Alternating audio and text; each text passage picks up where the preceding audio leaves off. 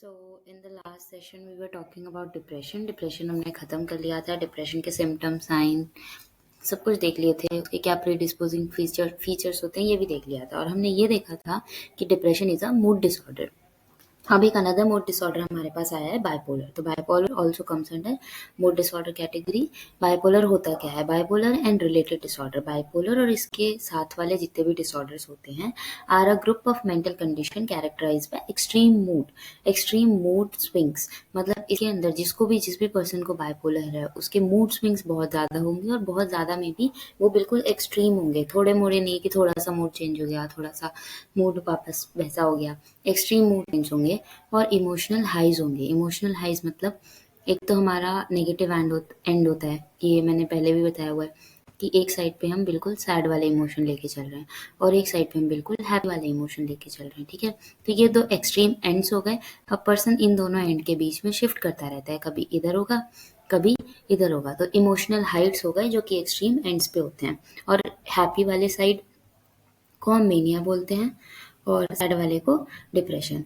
तो bipolar is characterized by extreme mood swings including emotional highs which is mania और hypermonia and emotional lows which is depression। जो हमारा emotional high है उसको हम mania बोलेंगे और जो इमोशनल लो है उसको डिप्रेशन बोलेंगे। ठीक है, और ऑब्वियसली अगर कोई इतना सिवियर मूड स्विंग शो कर रहा है तो उसकी डे टू डे लाइफ में बहुत ज़्यादा प्रॉब्लम होगी। तो ये फ्लक्चुएशंस जो होते हैं वो हमारे मूड में ही नहीं, हमारे एनर्जी लेवल, एक्टिविटी लेवल सब में दिखते हैं और ये सिग्निफिकेंटली हमारे फंक्शनिंग को इफेक्ट करते हैं। बाइपोलर में जो पर्सन होता है इमोशनल स्टेट, बहुत ज़्यादा इंटेंस इमोशनल स्टेट को फील करता है।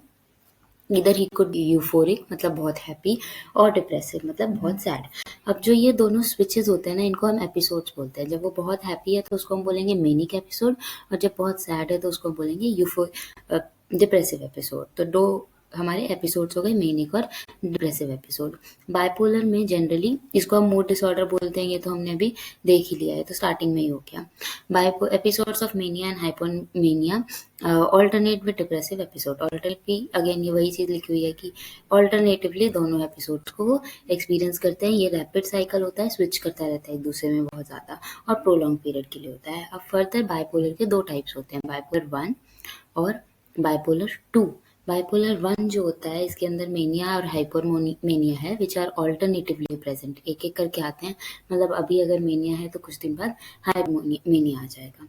ठीक है, ये एक केस स्टडी है, इसको रीड कर लेना कि there is a 30-year-old women name Samantha और उसको बाइपोलर 1 डिसऑर्डर हुआ है, डायग्नोस हुआ है बाइपोलर 1। अब उसके क्या क्या सिम्टम्स होते हैं, वो एक बार तो उसको मैनिक एपिसोड आता है जिसमें वो बहुत ज़्यादा यूफोर मतलब बहुत हैप्पी फील करती है। रेसिंग थॉट्स आते हैं, रेसिंग थॉट्स मतलब बहुत ज़्यादा फास्ट फास्ट सोचती है वो, और बिल्कुल चेन ऑफ थॉट्स उसकी रुक ही नहीं रही। Large amount of money spend करती है ऑन शॉपिंग इम्पल्सिवली, कुछ ही घंटों के लिए सो रही है। अब ऐसा तब होता है ना जब बहुत हम एनर्जेटिक फील करते हैं कि हमें नींद नहीं आ रही, हम शॉपिंग स्प्रीज पे जा रहे हैं, इधर जा रहे हैं, पैसे खर्च कर रहे हैं, घूम रहे हैं, खेल रहे हैं, बहुत खुश हैं और हमारे थॉट्स बहुत रेस कर रहे हैं। तो ये इसका मेनिक एपिसोड हो गया जहाँ पे एनर्जी बहुत टॉप पे होती है। कुछ टाइम के बाद क्या होता है, वो बहुत दुखी हो जाती है, होपलेस हो जाती है, फटीग फील करती है, थका थका सा फील करती है, थॉट्स ऑफ सुसाइड आते हैं। तो ये डिप्रेसिव एपिसोड हो गया, ऑल्टरनेटिवली आते हैं दोनों। फिर हमारा types of disorder, types of bipolar, bipolar 1, bipolar 2, साइक्लोथेमिक। इनके तुम्हारी बुक में सिर्फ नाम लिखे हुए हैं तो इन पे हम बाद में आएंगे। पहले हम देखते हैं कि इसके मेजर सिम्टम्स क्या होते हैं बाइपोलर के। तो नंबर 1 हो गया मेनिक एपिसोड। मेनिक एपिसोड मतलब एलिवेटेड, एक्सपेंसिव, इरिटेबल मूड, हमेशा बहुत हाइटेंड रहेगा, एक्टिविटी बहुत ज़्यादा रहेगी, रिड्यूस नीड फॉर स्लीप, ज़्यादा नींद की हमें ज़रूरत नहीं होगी, और इरिटेबल मूड रहता है। ठीक है, ग्रैंडियोरिसिटी, रेसिंग थॉट्स, ये इसके सिम्टम्स हो गए। फिर है हाइपोमेनिक एपिसोड और डिप्रेसिव एपिसोड। हाइपोमेनिक जो होता है वो मेनिया जैसा ही होता है, बस उससे थोड़ा सा लेस सिवियर होता है, थोड़ी कम एनर्जी होगी, थोड़ा कम डिग्री में मूड स्विंग होगा। डिप्रेसिव उसका ऑपोजिट हो जाएगा, लो मूड होगा, feeling of worthlessness, hopelessness, helplessness, fatigue. अब अगर ये एक पोल है तो ये वाला दूसरा पोल है और पर्सन इसके बीच में घूम रहा है।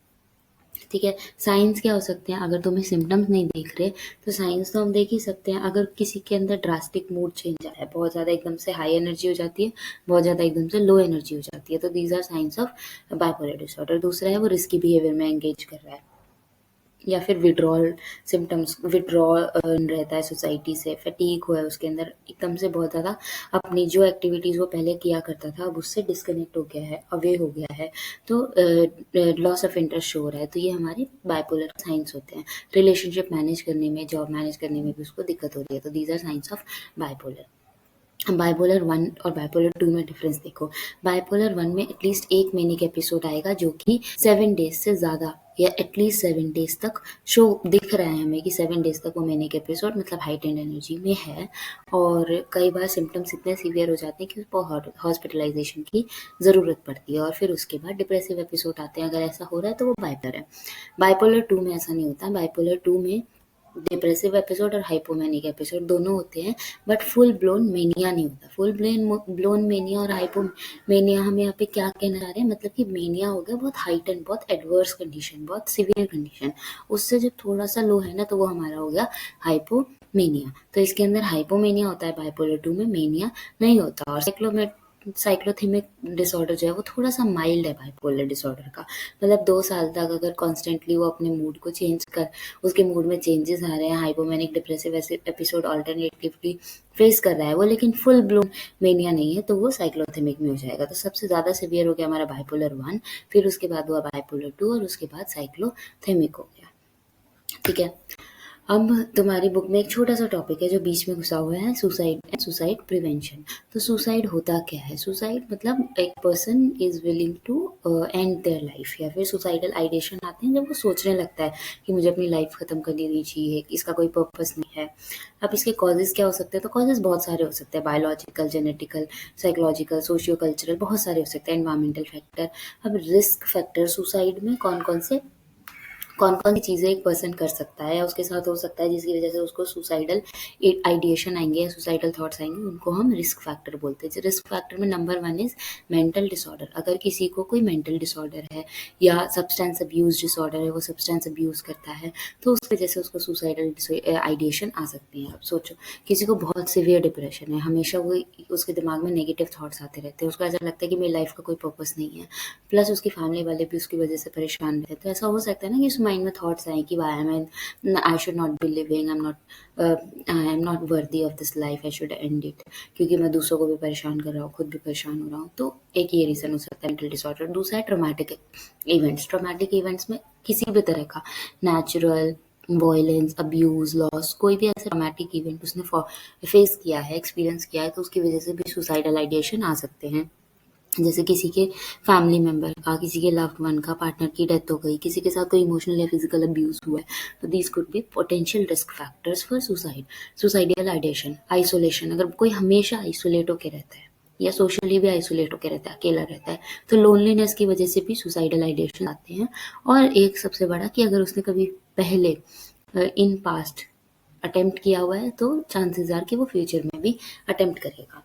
अब ये तो हो गए रिस्क फैक्टर। हमें किसी के बिहेवियर को नोट करके कैसे पता चलेगा if the person is thinking about those kind of thoughts या सुसाइडल थॉट्स? तो सबसे पहला प्रॉब्लम सॉल्विंग डिफिकल्टी। वो छोटे छोटे स्ट्रेस को, छोटे छोटे इमोशंस को मैनेज नहीं करना चाहेगा, या फिर वो उनको कंसिडर नहीं करना चाहेगा, हमेशा ऐसे नेगेटिव सोचेगा। सुसाइडल थॉट्स, वो छोटी छोटी बातों में मज़े मज़े में, मजाक मजाक में एक आधी बार बोल देगा कि, या फिर अपनी सुसाइडल थॉट्स को बता देगा। तो हमें ये चीज़ बहुत सीरियसली लेनी चाहिए। और कई लोगों के लाइफ में एक्यूट स्ट्रेस होता है जो बहुत टाइम तक चल रहा है, तो उससे भी हो सकता है। इम्पैक्ट क्या है? सुसाइड का बहुत लॉन्ग लास्टिंग इम्पैक्ट होता है फैमिलीज पर और कम्युनिटी पर। जिसने कमिट कर लिया उसने तो कमिट कर लिया, लेकिन जो बच गए, उसकी फैमिलीज है, उसके आसपास की कम्युनिटी है, उनके ऊपर बहुत ज़्यादा नेगेटिव इम्पैक्ट होता है। तो it is a very negative incident और स्टिग्मा। हम अभी भी देखते हैं if a person commit suicide तो हम सोचते हैं कि उसको हेल्प लेनी चाहिए। अगर वो हेल्प भी नहीं ले पा रहा था तो उसको हम as a weak, very weak person, या पर्सन समवन जिसका माइंड बहुत वीक है, ऐसे देखते हैं। तो एक स्टिग्मा अटैच है अभी भी सुसाइड से। अब हम इसको प्रिवेंट कैसे कर सकते हैं? इसके लिए WHO ने कुछ मेजर्स निकाले हैं। नंबर 1 है कि लिमिटेड एक्सेस। ऐसे मीन्स, ऐसे साधन, ऐसे रिसोर्सेज उसको दो ही मत, या उसके आसपास आने ही मत दो जिसको यूज़ करके वो कमिट्स कर सकता है। दूसरा है मीडिया रिस्पॉन्सिबली उसको हैंडल करे। अल्कोहल पॉलिसीज़ होनी चाहिए कि एक सर्टेन एज के बाद ही अल्कोहल कंज्यूम कर सकते हैं हम। टीनेज अल्कोहल एक्सेस को ख़त्म कर देना चाहिए। अर्ली आइडेंटिफिकेशन, सबको इतना तो पता होना चाहिए साइंस ऑफ सुसाइडल आइडेशन के बारे में कि उस अपने आसपास अगर कोई किसी को स्पॉट करे तो उसको फर्स्ट पर्सन की तरह डील कर सके। ट्रेनिंग और सोशल सपोर्ट, तो ये हमारा सुसाइड हो गया। नेक्स्ट वी हैव दूसरी category of disorder, schizophrenia. Schizophrenia बहुत इंपॉर्टेंट है from exam point of view, क्योंकि इससे काफ़ी क्वेश्चन आ जाते हैं। तुम्हें एमसीक्यूज में मिलेंगे, सब्जेक्टिव में मिलेंगे, कई बार केस स्टडी में मिलेंगे, तो ये बहुत इंपॉर्टेंट टॉपिक है, इसको ध्यान से करके जाना। स्किज़ोफ्रेनिया होता क्या है? तो स्किज़ोफ्रेनिया एक ग्रुप ऑफ साइकोटिक डिसऑर्डर है। कौन सा डिसऑर्डर है? साइकोटिक। अभी हमने डिप्रेशन पढ़ा, बाइपोलर पढ़ा, वो मूड डिसऑर्डर्स थे। ये कौन सा है? साइकोटिक डिसऑर्डर है। साइकोटिक डिसऑर्डर में पर्सन जो होता है उसकी पर्सनल, सोशल, ऑक्यूपेशनल और ऑक्यूपेशनल फंक्शनिंग जो होती है बहुत डेट्रियोरेट हो जाती है, ख़त्म हो जाती है, रिड्यूस हो जाती है। क्यों होती है? क्योंकि उसके थॉट प्रोसेसेस डिस्टर्ब्ड हैं, उसको स्ट्रेंज परसेप्शन हो रहे हैं। स्ट्रेंज परसेप्शन मतलब हमारे जो ये सेंस ऑर्गन्स होते हैं ये काम नहीं करते ठीक से। मुझे ऐसी चीज़ें दिखाई देंगी जो प्रेजेंट ही नहीं है इन एब्सेंस ऑफ स्टिमुलस, या मैं उसको मिसपर्सीव कर लूँगी। इमोशनल स्टेट्स हमारे बहुत अनयूजुअल होते हैं, मोटर एबनॉर्मेलिटीज़ होने लगती है, ठीक है। तो ये डिबिलिटेटिंग डिसऑर्डर है, मतलब स्ट्रेस कॉजिंग डिसऑर्डर है। बहुत ज़्यादा स्ट्रेस होता है दोनों को, both family and the person is suffering from schizophrenia, ठीक है। अब स्किज़ोफ्रेनिया के सिम्टम्स को हम 3 कैटेगरीज में डिवाइड कर सकते हैं। एक होता है पॉजिटिव सिम्टम, एक होता है नेगेटिव सिम्टम और एक होता है कॉग्निटिव या साइकोमोटर सिम्टम। अब ये मत सोचना कि पॉजिटिव मतलब अच्छा, पॉजिटिव मतलब एक्सेस, जो चीज़ नहीं होनी चाहिए एक नॉर्मल पर्सन में, लेकिन वो चीज़ उसके अंदर प्रेजेंट है और बहुत ज़्यादा अमाउंट में प्रेजेंट है। Excess of thought, excess of emotion, excess of behaviour, ये हो गया हमारे positive symptom.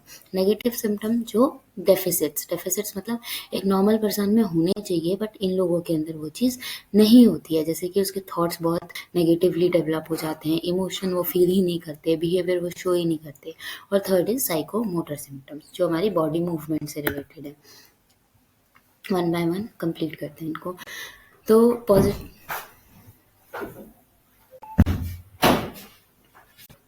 Positive symptoms are symptoms जिसके अंदर पैथोलॉजिकल एक्सेसेस होते हैं। पैथोलॉजिकल एक्सेसेस मतलब बहुत ज़्यादा अमाउंट में वो चीज़ प्रेजेंट है। बिजार एडिशन, एडिशन मतलब जो चीज़ नहीं होनी चाहिए बट है। पॉजिटिव सिम्टम में हमारा पहला होता है डिल्यूजन। डिल्यूजन को हम डिफाइन कैसे करेंगे? Delusion is a false believe that is firmly held on inadequate ground.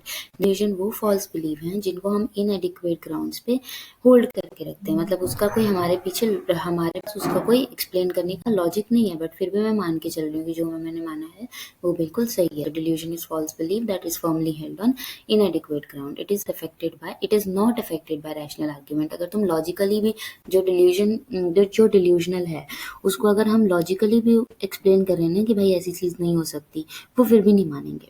तो it is not affected by rational argument and has no basis in reality. अब delusion हमारे 4 टाइप्स के होते हैं: delusion of persecution, delusion of reference, delusion of grandeur and delusion of control.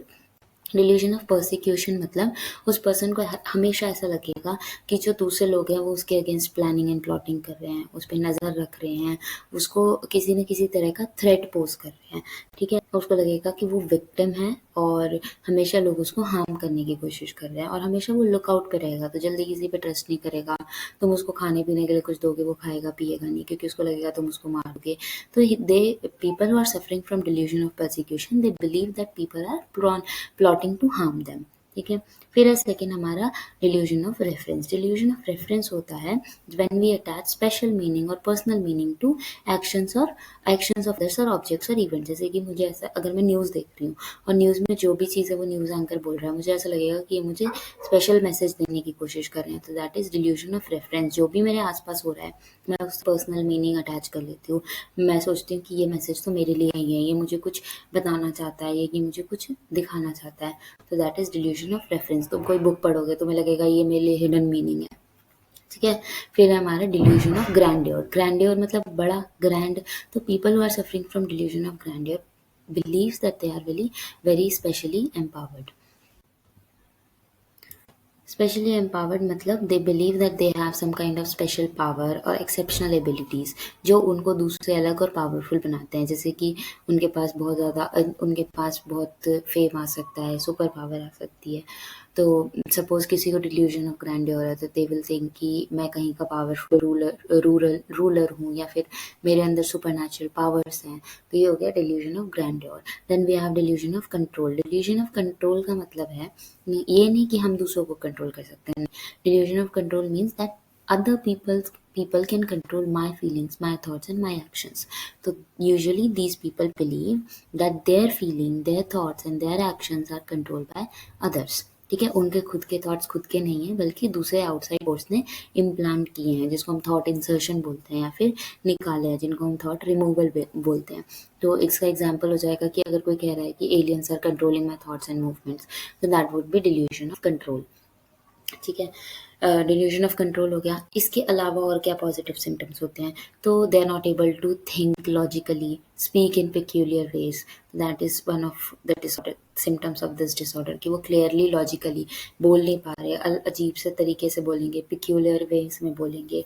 These formal thought disorder can make communication extremely difficult with them. Obviously अगर वो logical बातें नहीं बोल रहे और अजीब से तरीके से रुक रुक के अटक के बोल रहे हैं तो हमें उनसे कम्युनिकेट करने में बहुत ज़्यादा प्रॉब्लम होगी। They also shift from one topic to another very randomly, मतलब एक टॉपिक से दूसरे टॉपिक पे बहुत अजीब तरह से शिफ्ट कर जाते हैं। ना उसका कोई लॉजिक है, ना उसका कोई मीनिंग है, जिसको हम डीरेलमेंट बोलते हैं कि एक ट्रैक पे ट्रेन चल रही थी, वो चलते चलते उतर गई। वैसे ही वो बात कर रहे होते हैं एक टॉपिक के बारे में, चलते चलते किसी और टॉपिक पे पहुंच जाए, तो इट्स कॉल्ड डीरेलमेंट। न्यू वर्ड्स को वो इन्वेंट कर देते हैं, जिसको बोलते हैं न्यू लिंग्विज्म, ठीक है, या नियोलॉजिज्म।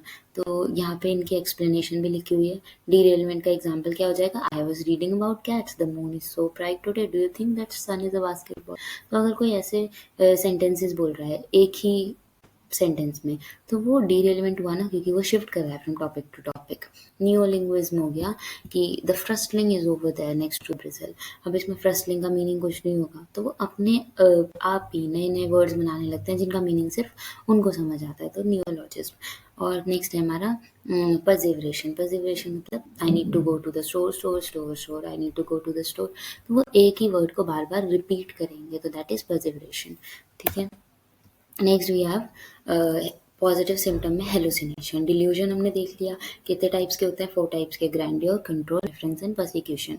सेकंड पॉजिटिव सिम्टम है हमारा hallucination. Hallucination is experiencing sensory experiences in absence of stimulus. Absence of stimulus मतलब वो चीज़ है नहीं, हम फिर भी उसको एक्सपीरियंस कर रहे हैं। कोई है नहीं, मुझे फिर भी दिख रहा है, कोई है कुछ बोल नहीं रहा लेकिन मुझे फिर भी सुनाई दे रहा है, तो that is hallucination. Perception of stimulus in absence of stimulus. ठीक है, 6 टाइप के हमारे हेलुसिनेशंस होते हैं, auditory, tactile, somatic, visual, gustatory and olfactory. One by one इसको देखते हैं। ऑडिटरी हेलुसिनेशन क्या होता है? ऑडिटरी हेलुसिनेशन जो मुझे सुनाई दे रही है चीज़ें, तो हेयरिंग साउंड्स और hearing voices that are not actually present is a form of auditory hallucination. मतलब है नहीं वो चीज़ें, मुझे फिर भी सुनाई दे रही है। तो अगर किसी को ऐसे वॉइसेस सुनाई देते हैं जो आवाज़ करते रहते हैं आसपास उसके, किसी को कीर्तन की आवाज़ आ रही है, किसी को हॉर्न की आवाज़ आ रही है, बट वो घर में बैठा हुआ है, कहीं कोई व्हीकल है ही नहीं, तो that is a form of auditory hallucination. Next we have visual hallucination. Visual hallucination is seeing objects. अब विजुअल में ना ज़रूरी नहीं है हमेशा इंसान ही दिखेगा, कई बार लाइट दिखता है, लाइट सोर्स दिखता है, कई बार ऑब्जेक्ट्स दिखते हैं, एनिमल्स दिखते हैं, लोग भी दिख सकते हैं। तो सीइंग एनी ऑब्जेक्ट, पीपल और light that does not exist in reality.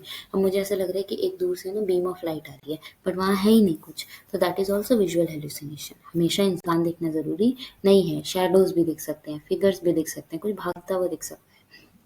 तो देखना in absence of stimulus, visual hallucination. Olfactory होता है स्मेल। ऐसी स्मेल आएगी उस इंसान को जो आसपास प्रेजेंट नहीं है, फाउल ऑर्डर आएंगे, अजीब अजीब से सड़े हुए फूड के गंदे गंदे से खुशबू आएंगी, तो that is olfactory hallucination. Even perfume भी छिड़क दोगे तभी भी कहेगा गंदी स्मेल आ रही है, तो ऑल्फैक्टरी हो गया। फिर है गस्टेटरी। गस्टेटरी मतलब टेस्ट, उनके माउथ में ऐसी चीज़ों का टेस्ट आएगा जो उन्होंने कभी खाया ही नहीं है या उनके है ही नहीं आसपास। कई बार स्ट्रेंज भी होता है, कई बार अनप्लेजेंट भी होता है।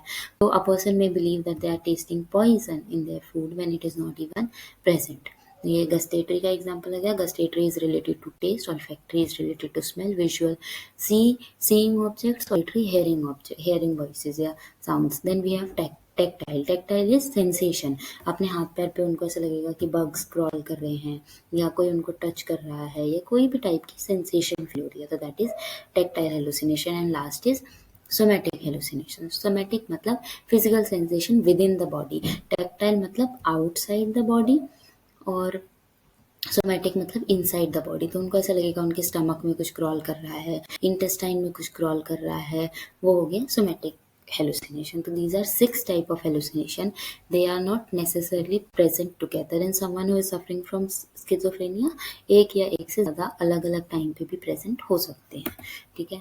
जितने ज़्यादा एक साथ प्रेजेंट होंगे उतना सिवियर स्किजोफ्रेनिया उसको होगा।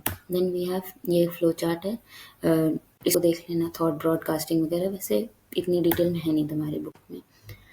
फिर है हमारे पॉजिटिव सिम्टम हो गए। पॉजिटिव में हमारे 2 टाइप के सिम्टम्स हैं, delusion and hallucination. Now we have negative symptom. Negative symptoms are deficits. Deficit मतलब कमी, जो चीज़ होनी चाहिए बट कम है इस इंसान के अंदर। और पॉजिटिव क्या था, एक्सेस। एक्सेस मतलब ज़्यादा, जो चीज़ नहीं होना चाहिए बट ज़्यादा है इस इंसान के अंदर। तो नेगेटिव सिम्टम हमारा आता है इफेक्टिव फ्लैटिंग, जिसको ब्लंट इफेक्ट बोलते हैं। बुक के अंदर तुम्हारे ब्लंट इफेक्ट से नाम लिखा हुआ है। ब्लंट इफेक्ट जैसा ही एक है फ्लैट इफेक्ट, फिर है हमारा एलोगिया और फिर हमारा एसोसिएलिटी। ये तुम्हारी बुक के अंदर नहीं है, एवोल्यूशन है, तो ये पढ़ेंगे हम। ब्लंट इफेक्ट होता है रिड्यूस्ड इमोशनल एक्सप्रेशन, मतलब वो इमोशनली बहुत एक्टिव नहीं होते, फेशियल एक्सप्रेशन उनके बहुत अच्छे नहीं होते, जेस्चर्स नहीं यूज़ करते, वोकल टोन यूज़ नहीं करते, बिल्कुल फ्लैट वॉइस में बात करेंगे कि I went home then I slept and then I did nothing I slept more. ऐसे नहीं कि I went home I was very tired I slept then I couldn't wake up so I slept some more. मतलब expression नहीं होगा उनके voice में, कुछ flat pitch होगी, बिल्कुल भी फेस पे कोई एक्सप्रेशन नहीं दिखेगा, रिड्यूस्ड इमोशनल एक्सप्रेशन। तो वो हो गया ब्लंट इफेक्ट। फ्लैट इफेक्ट होता है एक्सट्रीम या फिर नो इमोशन एट ऑल, उसमें बिल्कुल इमोशन दिखता ही नहीं है, complete lack of emotional response in both facial expression and vocal tone. ना तो उनकी आवाज़ से कोई तुम्हें इमोशन का पता लगेगा, ना तो उनके फेस से इमोशन का पता लगेगा। तो इसमें इमोशन कम होता है और इसमें बिल्कुल भी नहीं होता, ठीक है। Alogia is poverty of speech. Poverty of speech मतलब थोड़ा थोड़ा बोलना, फुल सेंटेंसेस में नहीं बोलेंगे, जितना पूछोगे उतने का एक आधे वर्ड में आंसर दे दिया, एम्प्टी रिप्लाईज, जस्ट नॉड कर दिया, हाँ ऐसे बात करेंगे, लॉन्ग पॉजेज लेंगे। तो alogia is poverty of speech या फिर difficulty in initiating conversation initiate करने में डिफिकल्टी। फिर है हमारा avolition. Avolition is inability to start any course of action, मतलब कोई भी एक्टिविटी को शुरू ही नहीं कर पाते। अब दिस इज़ वेरी लॉजिकल, अगर उनको इतनी सारी चीज़ें साथ में हो रही है, उनको हेलुसिनेशन हो रहे हैं, डिल्यूजन हो रहे हैं, वो कुछ बोल नहीं पा रहे, इमोशनल इफेक्ट उनका, तो इन सब से ही वो इतना ज़्यादा प्री ऑक्यूपाइड हो जाएंगे ना, इतना ज़्यादा इन सब चीज़ों के बारे में सोचेंगे कि वो कुछ करने का सोच कर भी कुछ नहीं कर पाएंगे। तो avolition is that only, inability to start any course of action. And ऐसे लोगों को ना बेसिक टास्क, पर्सनल हाइजीन वाले टास्क, काम, अपने work related task, household के चोर्स, ये सारी चीज़ें करने में भी बहुत ज़्यादा डिफ़िकल्टी आती है, नहीं कर पाते ये। तो हमें सुन के ऐसा लगता है कि अच्छा ऐसा थोड़ी होता है, दिस इज़ वेरी नॉर्मल। हमें भी कई बार ऐसा लगता है कि हम कुछ सुन रहे हैं, नहीं है तो रात को मैं पढ़ रहा हूँ, मुझे लगेगा कोई बोल रहा है, बट ये बहुत इंटेंसिटी लो हो गई, उनको 24/7 ऐसा फील होता है। तो इमेजिन कुछ भी नहीं है तुम्हारे आसपास, तुम्हें फिर भी वॉइसेस सुनाई दे रहे हैं, कोई भी नहीं है तुम्हारे आसपास, फिर भी तुम्हें लाइट और शैडोज दिख रहे हैं, तो बहुत स्ट्रेसिंग डिस्ट्रेसिंग डिसऑर्डर होता है। तो this negatively impacts persons daily functioning, ठीक है। फिर हमारे नेगेटिव सिम्टम के बाद साइकोमोटर सिम्टम। साइकोमोटर सिम्टम मतलब हमारी बॉडी से रिलेटेड, फिजिकल मूवमेंट से रिलेटेड सिम्टम्स, जो हमारे फिजिकल मूवमेंट में दिखेंगे उनकी बात करेंगे। इसमें या तो डिक्रीज एक्टिविटी हो सकती है मोबिलिटी में, या फिर इरेक्टिक मूवमेंट हो सकता है। Number 1 is catatonia. कैटाटोनिया क्या होता है, extreme mobility. Extreme mobility, immobility मतलब वो बिल्कुल मूव नहीं कर पाएगा, एक फिक्स पॉस्चर में बहुत देर तक बैठा रह जाएगा, लॉन्ग टाइम तक, बिना पर्पस के, पर्पसलेस पॉस्चर है। जैसे ये इस पर्सन को देखो, इसके दोनों हैंड्स ऐसे हैं, फेस देखो इसका, एंड ये बहुत पेक्यूलियर सा पॉस्चर है ना। अगर ऐसे कोई इंसान 2 आवर्स तक बैठा है तो वो नॉर्मल तो नहीं है, इट इज़ नॉट नॉर्मल। तो वो हो जाएगा हमारा कैटाटोनिया, मेंटेनिंग फिक्स्ड पोस्चर और immobile posture for a very long duration, very long.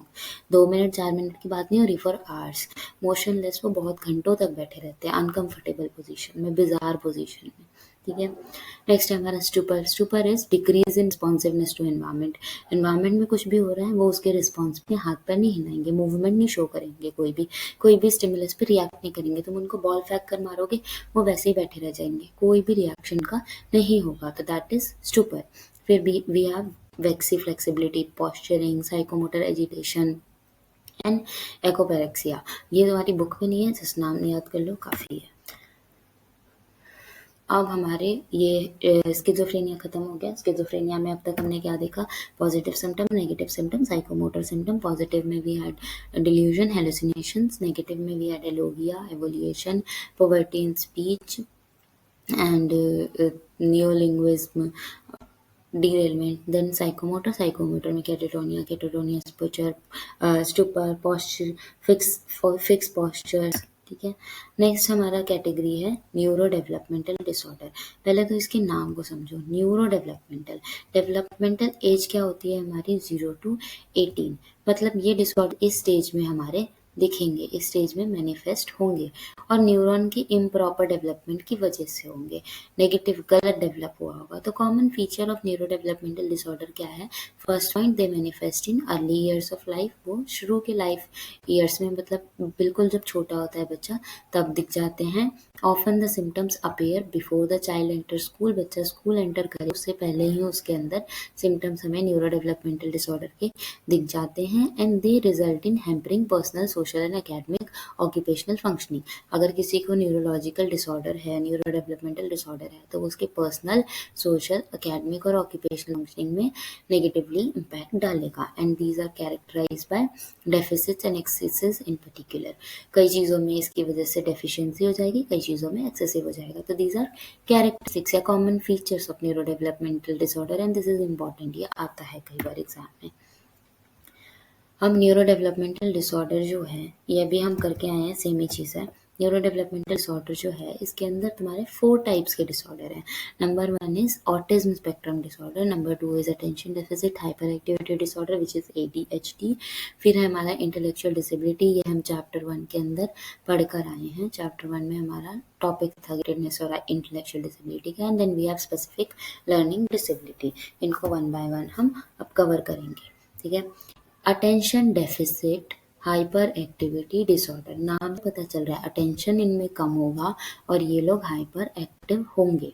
तो ये ADHD के 2 सिम्टम्स हो गए हमारे। पहला हो गया इन अटेंशन और दूसरा हो गया हाइपर एक्टिविटी इम्पल्सिविटी। इन दोनों के सेपरेट हमारे सिम्टम्स भी हैं। इन अटेंशन मतलब वो किसी चीज़ पे फोकस नहीं कर पा रहा, तो पहला सिम्टम तो हमें यहीं से मिल गया कि डिफिकल्टी इन सस्टेनिंग फोकस। अब डिफिकल्टी इन सस्टेनिंग फोकस मतलब एक चीज़ को अपना फोकस कॉन्सेंट्रेट या सस्टेन रोक कर नहीं रख पा रहे हैं। तो इसकी वजह से क्या हो जाएगा? उसको चीज़ों पे कॉन्सेंट्रेट करने में, टास्क पे कॉन्सेंट्रेट करने में प्रॉब्लम होगी, है ना? तो स्कूल वर्क वो नहीं कर पाएगा क्योंकि स्कूल वर्क में हमें क्या चाहिए? एक चीज़ पर हम अपना फोकस अटेंड करके रखें या कॉन्सेंट्रेट करके रखें, टेस्ट नहीं कर पाएगा। या फिर स्कूल में क्लासेस अटेंड करने में उसको बहुत ज़्यादा प्रॉब्लम होगी। ऐसे लोगों को अगर अटेंशन एक जगह फोकस करने में दिक्कत हो रही है तो ऑब्वियसली वो ईजिली डिस्ट्रैक्ट हो जाएंगे। तो they get distracted very easily by external stimulus और खुद के अपने थॉट्स। तो डिस्ट्रैक्शन के दो वो हैं स्टिमुलस या रीजंस हैं। या तो कोई एक्सटर्नल स्टिमुलस हो सकता है, आसपास उनके कुछ हो रहा है तो उसकी वजह से डिस्ट्रैक्ट हो जाएंगे, या फिर उनके खुद की थॉट्स की वजह से वो डिस्ट्रैक्ट हो जाएंगे। Then we have poor attention to detail. अब ये सारे देखो एक दूसरे से कनेक्टेड है। अगर डिफिकल्टी हो रही है अपना अटेंशन फोकस करके रखने में तो वो जल्दी डिस्ट्रैक्ट होंगे। अगर जल्दी डिस्ट्रैक्ट होंगे तो ऑब्वियसली वो डिटेल्स पे कहाँ ही अटेंड कर पाएंगे ना, तो केयरलेस मिस्टेक्स करेंगे, छोटी छोटी चीज़ों में गलती करेंगे। तो poor attention to detail. Next है हमारा डिसऑर्गेनाइजेशन। उनको टास्क का ट्रैक रखने में, मटेरियल का ट्रैक रखने में, शेड्यूल याद करने में हमेशा बहुत ज़्यादा दिक्कत होती है। तो वो बहुत फॉरगेटफुल होते हैं और मेसी होते हैं। मेसी मतलब चीज़ें बिखरा के रखते हैं, क्योंकि ऑर्गेनाइज करने में अगेन अटेंशन देनी पड़ेगी जो उनके पास है नहीं। फिर वो चीज़ों को अवॉइड भी करते हैं। अब इसका एक साइकोलॉजिकल रीज़न है कि अगर वो ये सारी चीज़ें अच्छी तरह से नहीं कर रहे तो उनको कॉन्स्टेंट क्रिटिसिज्म मिल रहा होगा, पेरेंट्स उनको बार बार नैग कर रहे होंगे, इसकी वजह से वो चीज़ अवॉइड कर लेते हैं। अगर वो होमवर्क कर रहे हैं, होमवर्क इतनी गलतियाँ हो रही है, तो वो नेक्स्ट टाइम से होमवर्क ही नहीं करना चाहेगा ना करेगा ना गलतियाँ होगी। ठीक है, फिर है फॉरगेटफुलनेस, वो चीज़ें भूल जाते हैं बहुत ज़्यादा। ऐसे बच्चों के होमवर्क ड्यू रहते हैं, होमवर्क टाइम पे ख़त्म नहीं करते, पेंसिल इरेजर्स, पेन पेंसिल ये सारी चीज़ें स्कूल में खो कर आते हैं। These are early signs of ADHD। अब हमारा इनअटेंशन हो गया। Next we have hyperactivity. Hyperactivity मतलब एक जगह पे टिक कर नहीं बैठ सकते, बहुत एक्टिव होते हैं। तो हाइपर एक्टिविटी में क्या क्या होगा? हाइपर एक्टिविटी इधर है। हाइपर एक्टिविटी में वो रेस्टलेस होगा, कांस्टेंट मूवमेंट में रहेगा, फिजिटिंग, टैपिंग, रनिंग ये सब करेगा, एक जगह पे बैठकर नहीं रह सकता। इनएबिलिटी टू स्टे सीटेड, वो हमेशा मूव करता रहेगा, क्लासेस में भी इधर उधर घूमता रहेगा। एक्सेसिव टॉकिंग, बहुत बातें करेगा, और डिफिकल्टी प्लेइंग क्वाइटली, चुपचाप धीरे से खेलने में उसको बहुत प्रॉब्लम होगी। फिर है हमारा इम्पल्सिविटी। इम्पल्सिविटी मतलब बिना सोचे समझे काम करना, दूसरों को इंटरप्ट करना, एक अपनी टर्न के लिए वेट करना। अगर क्लास में हम उसको कोई गेम खिला रहे हैं या सपोज क्लास में टीचर्स ओरल वाइवा ले रही है, तो वो अपनी टर्न के लिए वेट नहीं करेगा, वो मैं बताऊँ हैंड रेस करेगा, कॉन्स्टेंटली डिस्टर्ब करेगा। तो डिफिकल्टी वेटिंग फॉर टर्न्स और ब्लंटिंग आउट आंसर, बिना हैंड रेस किए बिना पूछे वो बार बार आंसर को ब्लंटली बोलेगा। तो ये हो गया ADHD। ADHD के बाद हमारा है autism spectrum disorder. Autism spectrum disorder के 3 कंपोनेंट्स होते हैं। इसमें जो इंसान है उसको सिग्निफिकेंटली चैलेंज फील होता है, किसमें? सोशल इंटरेक्शन में, कम्युनिकेशन में और बिहेवियर में। ठीक है, अब इनको ब्रेक डाउन करते हैं। अगर सोशल इंटरेक्शन में डिफ़िकल्टी उनको हो रही है, मतलब कि वो दूसरों से रिलेट नहीं कर पाएँगे, दूसरों को समझ नहीं पाएँगे, इसलिए दूसरों के इमोशन के टुवर्ड्स वो अनरिस्पॉन्सिव होंगे। ठीक है, और अगर अनरिस्पॉन्सिव है तो लोग उनसे बात नहीं करना चाहेंगे, और वो भी बात करने में झिझकेंगे, तो they are unable to initiate social behaviour. अब ऑब्वियसली अगर वो किसी से बात ही नहीं कर पा रहे, तो चैलेंजेस भी आएंगे ना रिलेशनशिप को फॉर्म करने में, तो वो किसी से क्लोज रिलेशनशिप या फ्रेंडशिप फॉर्म नहीं कर पाते। And lack of social reciprocity, दूसरों से वो उतना कनेक्टेड नहीं रह पाते। कम्युनिकेशन डिफ़िकल्टी में क्या होता है? एबनॉर्मल लैंग्वेज डेवलपमेंट, मतलब उनकी स्पीच जो होती है वो देर से डेवलप होती है, या कई बार तो बिल्कुल भी नहीं डेवलप होती, तो उसकी वजह से कम्युनिकेट करने में प्रॉब्लम आएगी। रेपिटेड और डेविएंट स्पीच होती है। रेपिटेड मतलब एक ही पैटर्न में बोलना, या रिपीटेड वर्ड का बार बार यूज़ करना, जिसको हम एकोलेलिया बोलते हैं। तो रिपीटेड स्पीच होगी। और non verbal communication. Non verbal communication मतलब वर्ड्स को यूज़ नहीं कर पाएंगे, फेशियल एक्सप्रेशन को यूज़ नहीं कर पाएंगे, या कर भी पाएंगे तो दूसरों के फेशियल एक्सप्रेशन और बॉडी लैंग्वेज को नहीं। नॉन वर्बल कम्युनिकेशन डेफिसिट्स है, दूसरों के बॉडी लैंग्वेज और एक्सप्रेशंस को इंटरप्रेट नहीं कर पाएंगे, उनको समझ नहीं पाएंगे, तो डिफिकल्टी इन इंटरप्रेटिंग और यूजिंग नॉन वर्बल कम्युनिकेशन। अब रिपीटेड बिहेवियर और रिस्ट्रिक्टेड इंटरेस्ट का क्या मतलब है? ये एनसीईआरटी में एक एज इट इज़ लाइन है। रिपीटेड बिहेवियर मतलब स्टीरियोटिपिकल रिपीटेटिव स्पीच या हैंड मूवमेंट्स। रिस्ट्रिक्टेड इंटरेस्ट मतलब उनका किसी एक पर्टिकुलर फील्ड में बहुत ही ज़्यादा डीप इंटरेस्ट होगा, या उनके बहुत लिमिटेड एरियाज में इंटरेस्ट होंगे। रूटीन के लिए उनको हमेशा बहुत ज़्यादा स्ट्रॉन्ग डिज़ायर होती है, वो हमेशा चाहते हैं कि हर चीज़ वो एक रूटीन फॉलो करके करें। और कॉग्निटिव इम्पेयरमेंट मतलब, अरे यार एक सेकेंड, cognitive impairment मतलब 70% of people, 70% of children who are suffering from autism are also intellectually disabled। मतलब 70% ऐसे बच्चे जिनको ये है ऑटिज्म है, वो आईडी डेफिशिएंसी वाले भी होते हैं, उनको इंटेलेक्चुअल डेफिशिएंसी भी होती है। ठीक है, ये हो गया 70%। अगर 100 है, 100 बच्चों को ऑटिज्म है, तो उनमें से 70 को इंटेलेक्चुअल डेफिशिएंसी भी होगी। अब है हमारा इंटेलेक्चुअल डेफिशिएंसी। अब इसको हम चैप्टर 1 में बहुत डिटेल में करके आए हैं। हमने वो ग्राफ भी पढ़ा था, उस ग्राफ पे नॉर्मल कर्व पे हमने देखा था कि 100 जो होता है वो मीन स्कोर होता है, 70 से सॉरी 70 से बिलो वाले जो होते हैं वो सारे इंटेलेक्चुअली डिसेबल्ड होते हैं, है ना। तो यहाँ फर्स्ट पॉइंट तो यही हो गया कि IQ इज़ अप्रॉक्सीमेटली 70 और बिलो। अब उनकी अगर IQ कम है तो उनको रीजनिंग में, प्रॉब्लम सॉल्विंग में, प्लानिंग में, एब्स्ट्रैक्ट थिंकिंग में, लर्निंग फ्रॉम एक्सपीरियंस, सब में ही प्रॉब्लम होगी। कम्युनिकेशन उनका ज़्यादा अच्छा नहीं होगा, डिफ़िकल्टी होगी दूसरों को समझने में। सेल्फ केयर रूटीन अच्छा नहीं होगा, जहाँ पे घर पे रहेंगे वहाँ पे टास्क को मैनेज नहीं कर पाएंगे अपने डेली के। इंटरपर्सनल स्किल्स नहीं होगी उनके अंदर, अकेडमिक स्किल्स नहीं होगी, और वर्क करने में भी डिफ़िकल्टी होगी। और ये 18 साल से पहले ही हमें जनरली दिख जाते हैं। इंटेलेक्चुअल डिसेबिलिटी की तुम्हारी एनसीईआरटी की ये पिक्चर है। एनसीईआरटी के अंदर कैटेगराइजेशन दिया हुआ है कि अगर 55 to 70 है तो माइल्ड डेफिशिएंसी है, उनको वो खुद को खाना खिला सकते हैं, ड्रेस कर सकते हैं, अपने टॉयलेट नीड्स को फुलफिल कर सकते हैं, इसमें उनको हेल्प की ज़रूरत नहीं पड़ती। बट रेपिटेटिव स्पीच होती है उनकी, बार बार एक ही चीज़ बोलते हैं, दूसरों को जल्दी से समझ नहीं पाते, स्लो समझते हैं। या फिर लर्निंग एनवायरनमेंट अगर ऑप्टिमल मिले तो 3rd to 6th ग्रेड तक पढ़ सकते हैं, फ्रेंड्स उनके होते हैं, जॉब वो कर सकते हैं, बट कम स्किल्स वाले जिसमें ज़्यादा स्किल्स की ज़रूरत नहीं है वैसी जॉब कर सकते हैं। शादी वादी हो जाती है उनकी, बच्चों को वो संभाल लेते हैं। मॉडरेट होता है 35 to 40 या 50 to 55 तक। उनको डिफ़िकल्टी होती है किस चीज़ में, अगर हम सेल्फ स्किल ट्रेनिंग दे दें, अपनी फीडिंग, ड्रेसिंग सिखा दें उनको तो वो फिर भी कर लेंगे। उनकी भी रेपिटेटिव एक्सप्रेस लैंग्वेज होती है और बिहेवियरल पैटर्न होता है। एकेडमिक स्किल्स बहुत कम होती है, 1st to 2nd ग्रेड की होती है। न्यू फ्रेंड्स बना सकते हैं बट सोशल सिचुएशन में अडेप्ट नहीं कर पाते।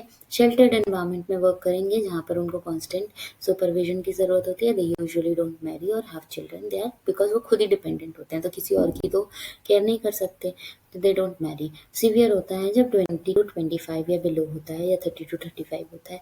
उनके अंदर कोई भी स्किल्स नहीं होती, रिपीटेड लैंग्वेज होती है, लैंग्वेज बहुत लिमिटेड होती है, एकेडमिक स्किल नहीं होती, they are not capable of making friends, generally employed भी नहीं होते और कॉन्स्टेंट केयर की ज़रूरत पड़ती है। This done specific learning disability जहाँ पे इंडिविजुअल हमेशा स्ट्रगल करते हैं। स्ट्रगल किस चीज़ में करते हैं? परसीविंग और प्रोसेसिंग इन्फॉर्मेशन एफिशिएंटली, इन्फॉर्मेशन को एफिशिएंटली परसीव करने में या फिर उसको समझने में। नाउ इसके की फीचर्स क्या हैं? डिफ़िकल्टी इन बेसिक स्किल्स मतलब वर्ड को रीड करना, वर्ड को रिकॉग्नाइज करना, उसका मीनिंग समझना, इनमें डिफ़िकल्टी होती है। रीड में डिफ़िकल्टी होगी, राइटिंग में डिफ़िकल्टी होगी। रीडिंग मतलब डिसलेक्सिया, राइटिंग मतलब डिस्ग्राफिया, और मैथमेटिक्स मतलब डिसकैल्कुलिया, मतलब उसको लिखने में, समझने में, पढ़ने में और मैथ्स के नंबर समझने सब में ही डिफ़िकल्टी हो सकती है। ऐसे लोगों का परफॉर्मेंस होता है बिलो एवरेज, मतलब जो नॉर्मल पॉपुलेशन है उससे बहुत ज़्यादा कम।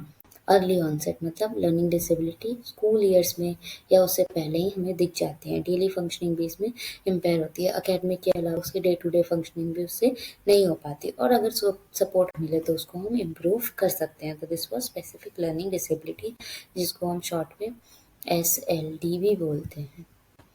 ठीक है, I hope this is clear. Next we have disruptive impulse control and conduct disorder. ये दूसरी कैटेगरी है। यहाँ से अनदर कैटेगरी ऑफ डिसऑर्डर शुरू होता है। हमारा अभी तक क्या क्या हो गया? हमने बाइपोलर कर लिया जो कि मूड डिसऑर्डर था, स्किज़ोफ्रेनिया कर दिया जो कि हमारा साइकोटिक डिसऑर्डर था, हमने ये भी कर लिया, न्यूरो डेवलपमेंटल भी कर लिया, उसके अंदर ADHD वगैरह, ADHD, ऑटिज्म, SLD और इंटेलेक्चुअल डेफिशिएंसी कर लिया। डिसरप्टिव इम्पल्स कंट्रोल कौन से डिसऑर्डर होते हैं? ये एक वाइड रेंज ऑफ डिसऑर्डर होते हैं जिसके अंदर self control of emotion and behaviour में प्रॉब्लम होती है। ठीक है, वो खुद को सेल्फ कंट्रोल नहीं कर पाते, अपने इमोशंस को कंट्रोल नहीं कर पाते, अपने बिहेवियर को कंट्रोल नहीं कर पाते। एंड यूजुअली जिसको ऐसा कुछ है वो कहाँ दिखेगा हमें? वो दूसरों के राइट्स को वायलेट करेंगे, सोसाइटी के नॉर्म्स को वायलेट करेंगे और अथॉरिटी फिगर को वायलेट करेंगे। इसमें हमारे 2 डिसऑर्डर्स आते हैं।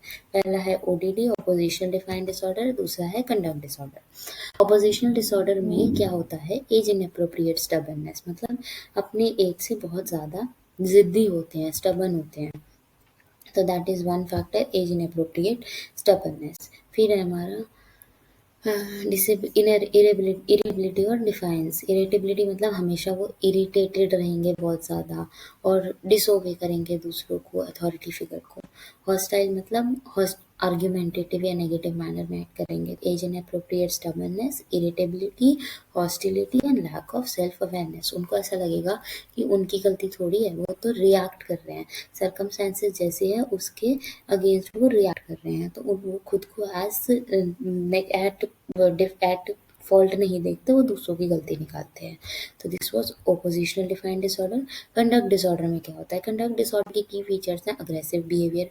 अग्रेसिव या तो वर्बल अग्रेशन हो सकता है या फिजिकल अग्रेशन हो सकता है। वर्बल मतलब बोलकर लड़ना, बोलकर अग्रेशन दिखाना, name calling, verbal fighting. Physical aggression मतलब फिजिकल फाइट्स। हॉस्टाइल अग्रेशन हो सकता है प्रॉपर्टी डैमेज मतलब फिजिकली किसी और की प्रॉपर्टी को खराब करना, डैमेज करना। डिसीटफुलनेस या फिर थेफ्ट, चोरी करना या झूठ बोलना। और सीरियस रूल वायलेशन, बहुत ज़्यादा सीरियस रूल वायलेशन में क्या आ जाएगा, ट्रुएंसी, रनिंग अवे फ्रॉम होम, या फिर वायलेटिंग सोसाइटल नॉर्म्स। तो ये हमारे की फीचर्स हो गए कंडक्ट डिसऑर्डर के। कोड ऑफ कंडक्ट नहीं पता उनको, है ना, कैसे एक्ट करना है सोसाइटी में, कैसे बिहेव करना है, ये नहीं पता उनको। तो वो हमेशा अग्रेसिव रहेंगे, दूसरों की प्रॉपर्टीज़ को डैमेज करेंगे, झूठ बोलेंगे, चीज़ें चुराएंगे, रूल वायलेट करेंगे। अब अग्रेशन जो है वो की फीचर था। तो types of aggression, aggression 4 type का होता है। पहला वर्बल, दूसरा फिजिकल, तीसरा हॉस्टाइल और चौथा प्रोएक्टिव। वर्बल मतलब बोल के लड़ना। बोल कर लड़ना क्या क्या आ जाएगा, स्वेरिंग आ जाएगा, abusing, name calling. Physical fight मतलब hitting and fighting. Hostile aggression कि हम इंटेंशनली किसी के ऊपर इंजरी इन्फ्लिक्ट कर रहे हैं, किसी को हार्म करना चाहते हैं, तो वो हॉस्टाइल एग्रेशन हो गया। और प्रोएक्टिव हो गया कि दूसरों को डोमिनेट करना, उनको बुली करना, इस फॉर्म में एग्रेशन दिखाना। This is clear. अब है हमारा feeding and eating disorder. Feeding and eating disorder हमने 11th में भी पढ़ा था थोड़ा बहुत, तो आई होप थोड़ा बहुत तो याद होगा, बट हम इसको फिर भी कर रहे हैं। इसमें 3 टाइप्स होते हैं, anorexia nervosa, bulimia nervosa and binge eating disorder. इसमें क्या होता है, एबनॉर्मल ईटिंग हैबिट्स होती है, जो हमारे खाने का पैटर्न होता है वो बहुत एबनॉर्मल होता है। डिस्ट्रेसिंग थॉट्स होते हैं। तो फर्स्ट हो गया एबनॉर्मल ईटिंग हैबिट, दूसरा हो गया distressing thoughts related to food और बॉडी इमेज। तो अगर बॉडी इमेज से रिलेटेड हमारे नेगेटिव थॉट्स हैं, तो हम खाना भी उसी अमाउंट में खाएंगे ना। अगर मुझे लग रहा है मैं बहुत मोटी हूँ तो मैं खाना कम खाऊंगी, मुझे लग रहा है मैं बहुत पतली हूँ तो मैं खाना ज़्यादा खाऊंगी। तो अगर मेरा थॉट्स ही इरेशनल है तो वो मेरे बिहेवियर में भी दिखेगा। ठीक है। फिर भी आप एनोरेक्सिया नर्वोसा पहला। एनोरेक्सिया नर्वोसा शुरू ही इसलिए होता है क्योंकि उस पर्सन की जो बॉडी इमेज है वो बहुत डिस्टॉर्टेड है। डिस्टॉर्टेड मतलब खराब है। अब सपोज उसका नॉर्मल वेट है, ठीक है, उसको फिर भी लग रहा है कि वो बहुत ज़्यादा ओवर वेट है। तो उसका वेट नॉर्मल है बट उसके थॉट्स तो एबनॉर्मल है ना। उसको ऐसा लग रहा है मैं बहुत ओवर वेट हूँ। अगर उसको ऐसा लग रहा है तो वो खाना भी कम खाएगा। तो डिस्टॉर्टेड बॉडी इमेज की वजह से उसकी ईटिंग बहुत रिस्ट्रिक्टेड हो जाती है। वो खाना खाने से मना कर देते हैं, बहुत कम खाते हैं, या फिर जब ज़बरदस्ती करो तभी खाते हैं। और खाने के बाद कंपल्सिव एक्सरसाइजिंग करते हैं बहुत ज़्यादा रिलेंटलेसली। फिर अनयूजुअल ईटिंग हैबिट्स होती है, दूसरों के सामने नहीं खाएंगे, फूड रिचुअल्स फॉलो करेंगे कि मुझे इस टाइम पे ये खाना है, इस टाइम पे ये खाना है, इतने ही अमाउंट में खाना है। और वो बहुत सीवियर होता है। थोड़ा डाइट का ध्यान तो हम सब रखते हैं but that is very severe. ये डिसऑर्डर है ना, तो इंटेंसिटी हमेशा इसकी हाई होगी। और ऐसे लोगों को हम स्पॉट कैसे कर सकते हैं, उनके अंदर सिग्निफिकेंट वेट लॉस हो रहा है। सिग्निफिकेंट में भी कितना, 5 to 15% of their body weight अगर लॉस हो रहा है तो दैट मीन्स कि उसको एनोरेक्सिया नर्वोसा होने के चांसेस हो सकते हैं। Second we have bulimia nervosa. Bulimia nervosa next disorder है। इसके अंदर वो पर्सन लार्ज क्वांटिटीज में खाना खाता है शॉर्ट पीरियड ऑफ टाइम में, और फिर they attempt to get rid of it. पहले तो बहुत ज़्यादा खा लेते हैं, फिर वॉमिट करके या मेडिसिन लेके उसको बॉडी से रिमूव करना चाहते हैं। और मेडिसिन में वो क्या लेते हैं, लेक्सेटिव्स ले सकते हैं, ड्यूरेटिक्स ले सकते हैं, या एक्सेसिव एक्सरसाइज करते हैं। The first eating then removing. और खाना खाने के बाद वो रिमूव करने की कोशिश करते क्यों हैं, क्योंकि उनको गिल्ट होता है, शेम फील होता है कि उन्होंने क्यों इतना ज़्यादा फूड कंज्यूम किया। तो दैट इज़ बुलिमिया। और बिंज ईटिंग हो गया कि eating excessive amount of food in very short duration, consuming food much faster than normal. और ये अगर कंटिन्यू रहे, मतलब अगर किसी को बिंजिंग डिसऑर्डर है तो जब वो फुल हो जाते हैं ना, उनकी भूख खत्म हो जाती है, they still continue to eat तब तक जब तक उनको डिस्कम्फर्ट फील नहीं होने लगता, क्योंकि उनके अंदर लैक ऑफ कंट्रोल होता है अपने ईटिंग बिहेवियर को कंट्रोल करने के लिए। तो ये भी हो गया हमारा। अब है हमारा last topic, substance abuse and related disorder. Addictive behaviour क्या होता है, उससे पहले एडिक्टिव बिहेवियर मतलब हम किसी चीज़ से बहुत ज़्यादा एडिक्ट हो जाते हैं, उसको हम छोड़ नहीं सकते। अब ये जो एडिक्टिव बिहेवियर होते हैं ये अल्कोहल की वजह से हो सकते हैं, टोबैको की वजह से हो सकते हैं, कोकेन की वजह से हो सकते हैं, या ओपियोइड्स की वजह से हो सकते हैं। अगर कोई लार्ज अमाउंट में अल्कोहल कंज्यूम कर रहा है और उस पर वो रिलाई कर रहा है हर चीज़ के लिए, अगर इमोशनली बहुत सैड है तो वो अल्कोहल पी रहा है, स्ट्रेस में है अल्कोहल पी रहा है, तो उसकी एक डिपेंडेंसी डेवलप हो जाती है। डिपेंडेंसी मतलब उसके बिना उसका काम ही नहीं चलेगा। एंड इन इवेंचुअली जो ड्रिंकिंग हैबिट्स है उसकी सोशल बिहेवियर में इंटरफेयर करने लग जाती है, उसकी एबिलिटी टू थिंक और वर्क में भी इंटरफेयर करने लग जाती है। अब अगर कोई 10 ml से शुरू करता है तो उसकी बॉडी यूज टू हो जाती है, फिर 10 ml में उसका कुछ होता ही नहीं है, फिर वो 10 से 20 करता है, फिर उसकी बॉडी उस पर भी यूज हो जाती है, फिर वो 20 से 30 करता है। तो ऐसे करके जब वो अमाउंट बढ़ाता जाता है because he develops a tolerance. Tolerance मतलब एक उसका बर्दाश्त करने की क्षमता डेवलप हो जाती है बॉडी के अंदर, जिसकी वजह से उसका उतने में कुछ नहीं होता, अमाउंट वो बढ़ा देता है। अब बढ़ाने के बाद सपोज़ उसको कभी ऐसा लगा कि दिस इज़ वेरी नेगेटिव, मुझे छोड़ देनी चाहिए, और वो छोड़ने की कोशिश करता है, तो उसकी बॉडी को इतनी ज़्यादा आदत हो चुकी है कि उसके अंदर विड्रॉल रिस्पॉन्सेज या विड्रॉल सिम्टम्स दिखने लग जाते हैं, जिसमें बॉडी वॉमिट करती है, बहुत ज़्यादा स्वेटिंग करती है, ट्रेमर करती है, तो ये विड्रॉल सिम्टम्स में आ जाएंगे। ये हमारे इफ़ेक्ट्स ऑफ अल्कोहल हैं। ऑल बेवरेजेस, जितने भी हमारे बेवरेजेस होते हैं, सब में इथाइल अल्कोहल होता है। लास्ट ईयर पढ़ के आए थे ना मिथाइल क्या होता है, 2 कार्बन वाला C2H5 हो गया इथेनॉल, तो ये हमारा इथाइल होगा C2H5OH। नेक्स्ट है, ये केमिकल जो होता है ब्लड एब्जॉर्ब कर लेता है इसको, और उसको सेंट्रल नर्वस सिस्टम तक लेकर जाता है। सेंट्रल नर्वस सिस्टम में क्या है, हमारे ब्रेन और स्पाइनल कॉर्ड। ब्रेन और स्पाइनल कॉर्ड में अगर ये चला गया तो वो धीरे धीरे उसको स्लो कर देगा। स्लो कर देगा तो हमारी सोचने समझने की क्षमता कम हो जाएगी, थिंकिंग एबिलिटी स्लो हो जाएगी, इसलिए ऐसे लोगों में डिसीजन लेने की पावर बहुत ख़राब हो जाती है। उसके बाद इनिशियली क्या करता है वो, जब कोई अल्कोहल कंज्यूम करता है तो वो उसको मोर टॉकेटिव और फ्रेंडली बना देता है, क्योंकि कंट्रोल जजमेंट उनका हैम्पर हो चुका है। ठीक है, साउंड जजमेंट नहीं बना पाते ऐसे लोग, स्पीच उनकी काफ़ी कम केयर हो जा मतलब काफ़ी कम क्लियर हो जाती है, मोटर एबिलिटीज़ डिक्रीज हो जाती है, इसलिए वो लड़खड़ाते हुए गिरते पड़ते चलते हैं। कॉमनली यूज सब्सटेंसेस क्या क्या है, अल्कोहल है। स्टिमुलेंट्स में तुम्हारा ये सारे आ जाएंगे, जिसमें कोकेन हमारी बुक में दे रखा है, कैफीन मतलब कॉफ़ी, टी, कैफिनेटेड सोडा, है सब, चॉकलेट्स, कैनबीज मतलब marijuana भांग, हेलुसिनेशंस में LSD है, मेस्कलिन है, इनहेलेंट्स है मतलब जिनको हम स्मेल करते हैं, सूंघते हैं, स्मेल करने से जिनसे हमें हाई फील होता है, तो गैसोलीन हो गया, ग्लू हो गया, पेंट हो गया, थिनर्स हो गया, स्प्रे पेंट्स हो गए, इनकी स्मेल बहुत इंटॉक्सिकेटिंग होती है। टाइपराइटर, इंक करेक्टर हो गया, टबैको, सिगरेट, बीड़ी, ओपियोइड में heroin, cough syrup, pain killer और सेडेटिव्स। तो ये हमारे कॉमनली यूज्ड अल्कोहल डिसऑर्डर्स हैं। Heroin is something that interferes with social and occupational functioning, या सोशल और ऑक्यूपेशनल फंक्शनिंग को हैम्पर करता है। इससे भी डिपेंडेंस और टॉलरेंस डेवलप हो जाती है, और जब हम इसको छोड़ने की कोशिश करते हैं तो विड्रॉल रिएक्शन आता है। अब ये इसके स्पेसिफिक कॉन्सिक्वेंसेस है। स्पेसिफिक कॉन्सिक्वेंसेस मतलब जो सिर्फ इसी से होते हैं। अगर ओवर यूज हुआ तो ये हमारे रेस्पिरेटरी सेंटर को स्लो कर देगा, जिसकी वजह से पैरालिसिस या ब्रीदिंग हो सकता है, और ब्रीदिंग अगर सांस नहीं ले पाओगे तो इवेंचुअली डेथ हो जाएगी। Then we have cocaine. Cocaine में क्या होगा, हमारी शॉर्ट टर्म मेमोरी और अटेंशन ये ख़राब कर देगा, हैम्पर कर देगा, इसमें भी डिपेंडेंसी डेवलप हो जाती है। नेक्स्ट वी हैव, ये छोटी-छोटी चीज़ें हैं, इसमें ऐसा कुछ काम का है नहीं। हो गया ख़त्म, अल्कोहल हम कर चुके हैं, end of the chapter. I hope समझ आ गया सब कुछ, एंड कोई डाउट्स हो तो do ask in the comment section. Doubts पूछते ही नहीं हो तो मुझे ऐसा लगता है सब आ ही गया होगा समझ में। बाकी ये चैप्टर है वो काफ़ी लेंदी है और इसके अंदर इन्फॉर्मेशन बहुत ज़्यादा है। It is very heavy on information. तो तुम एक चीज़ याद करोगे दूसरी भूल जाओगे। कई बार ऐसा होता है कि हमें उसके पूरा मटेरियल तो याद है, हेडिंग्स नहीं याद आ रही कि ये कौन से डिसऑर्डर के सिम्टम्स थे, या हम जनरलाइज कर जाते हैं, सारे सिम्टम्स को कन्फ्यूज़ कर जाते हैं। तो ऐसा नहीं करना। Practice as many MCQs as you can. उसी से तुम्हारी रिकॉलिंग पावर और रिटेंशन पावर स्ट्रांग होगी। तो chapter number 4 done, chapter number 1 done, chapter number 6 भी हो चुका है। अब हमारा रह गया 2, 3, 5 और 7, तो इसको भी फटाफट से करते हैं।